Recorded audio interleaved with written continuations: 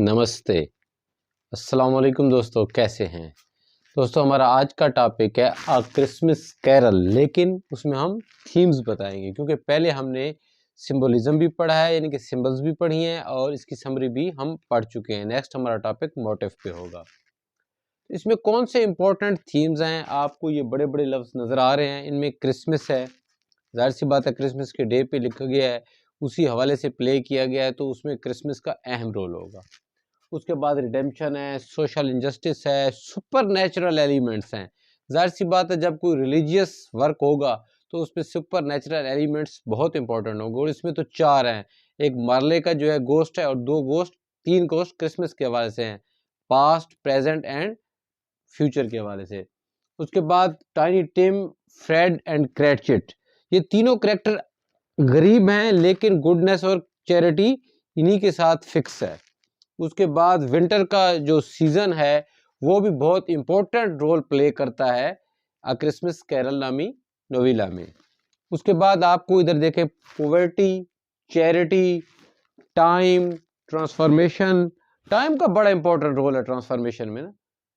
With the passage of time जैसे इंसान change हो जाता है नॉर्मली, यानी कि फिजिकल है, आपको कह रहा हूँ, यहाँ तो स्पिरिचुअली चेंज हो गया ना।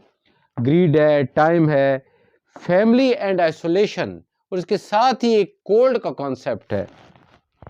फिर फॉरगिवनेस है, जेलसिटी है और कंपैशन है। अब हम वन बाय वन इसको देखते हैं। क्रिसमस क्रिसमस इसका एक सेंटर है जिसके गिर्द ये पूरा नोवेला घूमता है।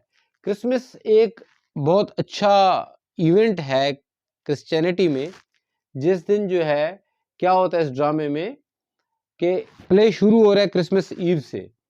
Love of Bob family despite poverty shows us that the spirit of Christmas can defeat Scrooge's spirit of misery. अब फैमिली है बॉब की, लेकिन उसके पास पैसे नहीं है, फैमिली के करीब ही रहता है। दूसरी साइड पे बॉब क्रैटचेट की दूसरी साइड पे उसका ऑनर है कौन, स्क्रूज, और वो डार्कनेस में रह रहा है। वो खुद भी थोड़ा कोयला इस्तेमाल करता है और अपने मुलाजिम को तो बिल्कुल भी इस्तेमाल नहीं करने देता, और क्रिसमस को तो बिल्कुल ही फजूल दिन समझता है, क्योंकि जाहिर सी बात है वो सरमायादार है, कैपिटलिस्ट है, तो वो सोचता है बस ये छुट्टी का दिन है, इस वजह से गरीबों ने बनाया कि याशी करे, कामचोर लोग हैं। तो इस वजह से जो है इसी प्ले के थ्रू क्रिटिसाइज किया है चार्ल्स डिकन्स ने उस वक्त की पॉलिसीज़ को, क्योंकि इंडस्ट्रियल रेवोल्यूशन था, विक्टोरियन दौर था, उस वक्त के लॉज को, उस वक्त के इकोनॉमिक सिस्टम को, कि किस तरह गरीब को नीचे से नीचे रख रहा है और अमीर वो है जिसको गरीब के हालात की परवाह भी नहीं है। तो इसके ज़रिए उसने अपने जो उस वक्त गरीब की कंडीशन थी उसको हाईलाइट किया है क्रिसमस के दिन पे। और क्रिसमस का दिन वो है जो रिप्रेजेंट करता है कि क्रिश्चियनिटी, आप देखेंगे कि दुनिया के तमाम रिलीजन अच्छे हैं लेकिन मसीहत में इखलाकियात का बहुत अमल दखल है। तो वो कहता है कि जो क्रिसमस की स्पिरिट है उसके ज़रिए स्क्रूज की जो खराबियाँ शराबियाँ हैं उसको डिफीट किया जा सकता है, इतनी पावर है क्रिसमस में। और प्ले के एंड में हम देखते हैं वाकई ऐसा हो जाता है। उसके बाद रिडेम्पशन का रोल है, क्रिश्चियन मोरालिटी दिखाई गई है। व्हेन फ्रेड एंड क्रैटचिट वेल, अब देखें क्या होता है कि वही जो स्क्रूज है जो कि रिजेक्ट करता है फ्रेड को कि उसके घर नहीं जाता, ठीक है, उसका नेफ्यू है। दूसरे हाथ पे बॉब क्रैटचिट जिसको सर्दी लग रही है लेकिन वो कहता है कोयला नहीं डालना, अगर थोड़ा सा भी वो डाला ना तो तुम्हारी पेट से काट लूंगा। लेकिन जब वो गोस्ट उसको ले जाते हैं क्रिसमस के, फ्रेड के घर भी और बॉब क्रैटचिट के घर भी, तो उसको वार्मली वेलकम करते हैं। तो यहाँ क्रिश्चियनिटी की वो इखलाकियात दिखाई गई है जो आपके अब सामने इस प्ले की सूरत में मौजूद है। और अगर आप प्योर मसीही माशरों में जाएंगे तो तब भी आपको ऐसा ही लगेगा। आप माजी में जाके देख लें, स्टडी कर लें हिस्ट्री को। डिकन्स टेल, अब इसके जरिए क्या हुआ, Dickens tale becomes a true religious redemption. इसके थ्रू, किसके थ्रू, जब उन्होंने वार्म वेलकम किया, एक रिलीजियस रिडेम्पशन की स्टोरी बन गई। सोशल इनजस्टिस, उस वक्त का आप अगर विक्टोरियन लंदन को देखें तो वो सोशल इनजस्टिस थी, गरीब गरीब तर हो रहा था और अमीर अमीर तर हो रहा था, जैसा कि कैपिटलिज्म में होता है। तो उसको इसने बयान किया है, सोशल इनजस्टिस को इस प्ले के जरिए। सुपर नेचुरल एलिमेंट्स, आप जानते हैं कि किसी भी रिलीजन में सुपर नेचुरल एलिमेंट बहुत ज़्यादा इम्पोर्टेंट है। यहाँ सारी जो ट्रांसफॉर्मेशन है, सारा जो चेंज आया है सक्रूज में, वो किसके ज़रिए आया है? सुपर नेचुरल एलिमेंट्स के ज़रिए आया है। 4 हैं, आपको बता चुका हूँ, चारों गोस्ट, मार्ले के अलावा 3 क्रिसमस के गोस्ट हैं।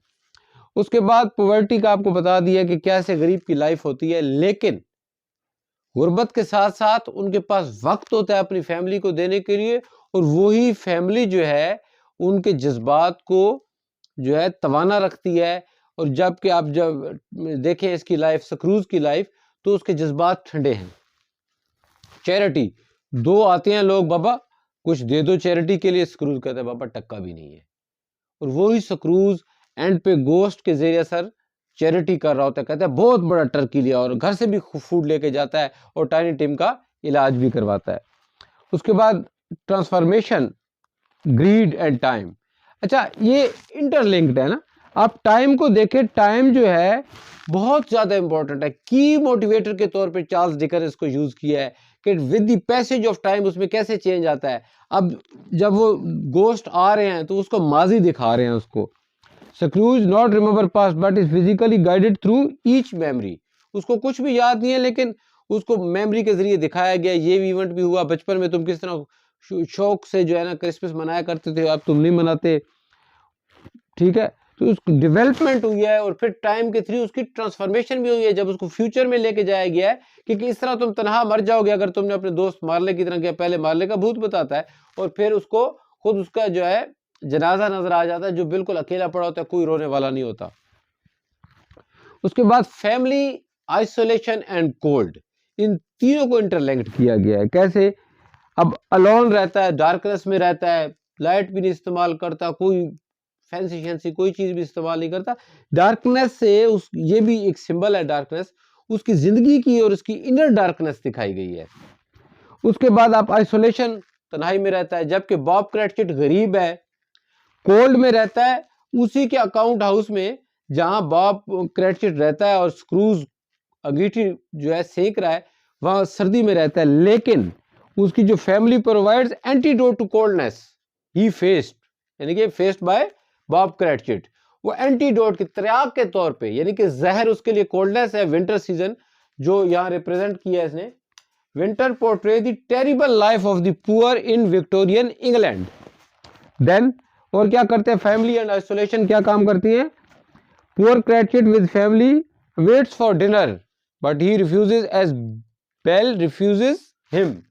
अब बॉब क्रैटचिट भी उसको वेलकम करता है, फ्रेडचिट इनवाइट करता है, फ्रेड जो है उसका नेफ्यू, और वो रिफ्यूज करता है, जैसा कि उसके साथ रिलेशनशिप को रिफ्यूज किया था बेल ने। यहाँ मेमोरी जो है बता रही है कि हमारे माजी में कुछ ऐसा हो चुका होता है जो फ्यूचर में हमें कंजूस, बुरा एटसेट्रा कुछ बनाने के लिए काफी होता है।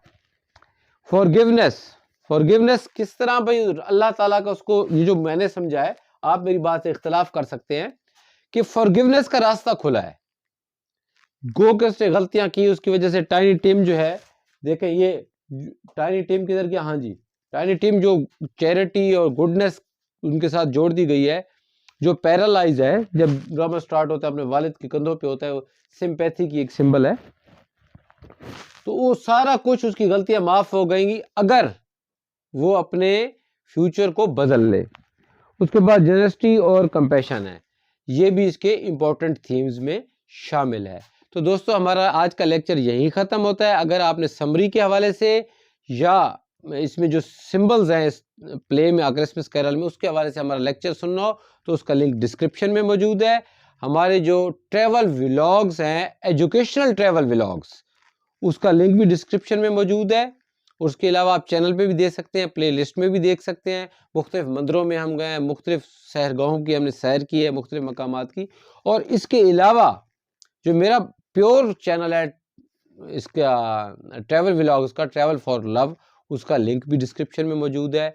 मैं उम्मीद है पूरी कि आप उस चैनल को देखेंगे, आपको पसंद आएगा और आप उसे लाजमी सब्सक्राइब करेंगे।